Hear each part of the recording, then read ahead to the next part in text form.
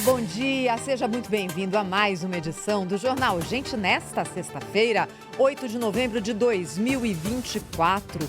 Sexta-feira chuvosa na maior parte do Brasil. Enquanto isso, em Brasília, é reunião em cima de reunião, reunião para marcar outra reunião, reunião que não acaba e continua no dia seguinte. Tá difícil o governo conseguir chegar a algum tipo de consenso para o corte de gastos. É isso que vai ter que acontecer, minha gente, para cumprir a regra fiscal que ele próprio sugeriu e fez aprovar no Congresso durante a transição do governo anterior para o governo atual. A reunião de ontem foi das 9 da manhã às 6 da tarde. Olha a tortura.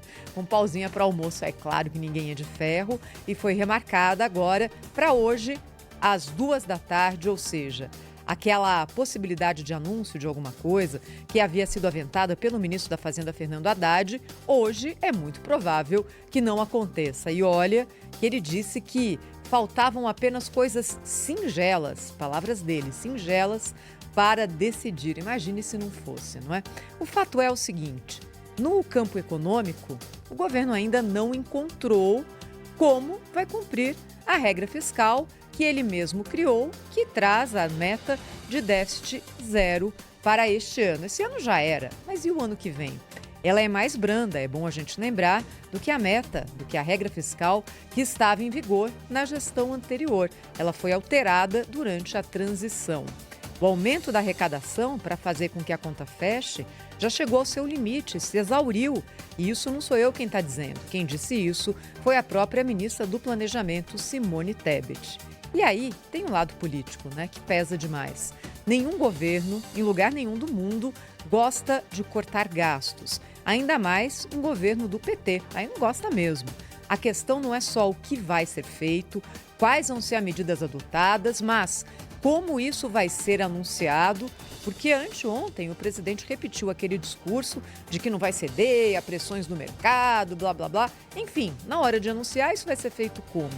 E aí há uma possibilidade real de que ou a montanha venha a parir um rato e que pouca coisa seja feita, ou nada, e há um outro risco aqui, de que dentro de um pacote ali de medidas impopulares, haja uma ou duas plantadas ali para comunicação, ou seja, algo que vá na linha oposta do corte de gastos, só para que o governo tenha algo de positivo para comunicar em meio a fatos que ele lê como negativos. O Tesouro Nacional divulgou ontem o déficit do governo central. Em setembro, ficou na casa dos 5.300 bilhões de reais. Agora, no acumulado do ano, 105 bi, bem maior que do ano passado, que ficou em 94 bi nesse mesmo período.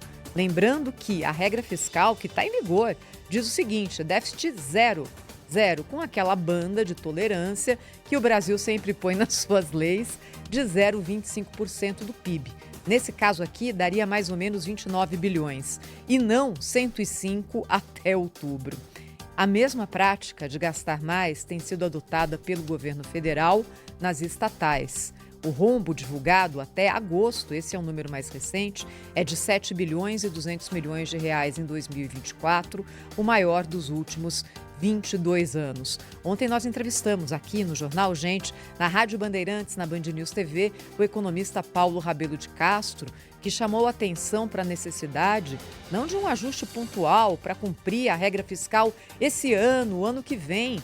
Em algum momento, o Brasil vai ter que enfrentar esse desafio e equalizar aquilo que ele arrecada e aquilo que ele gasta. Vamos ouvir. Nós hoje estamos com o mega déficit primário perto de 300 bilhões. Como é que o pobre do Haddad, ele até está ficando mais pálido, coitado. Ele perdeu aquela graça, aquela jovialidade assim de, vamos dizer, de cineasta indiano, não é? Que ele tem, aquela cara bacana, porque ele está sendo massacrado, não é? E o que vai acontecer é que vão listar 3, 4 coisas, corte isso, corte daquilo.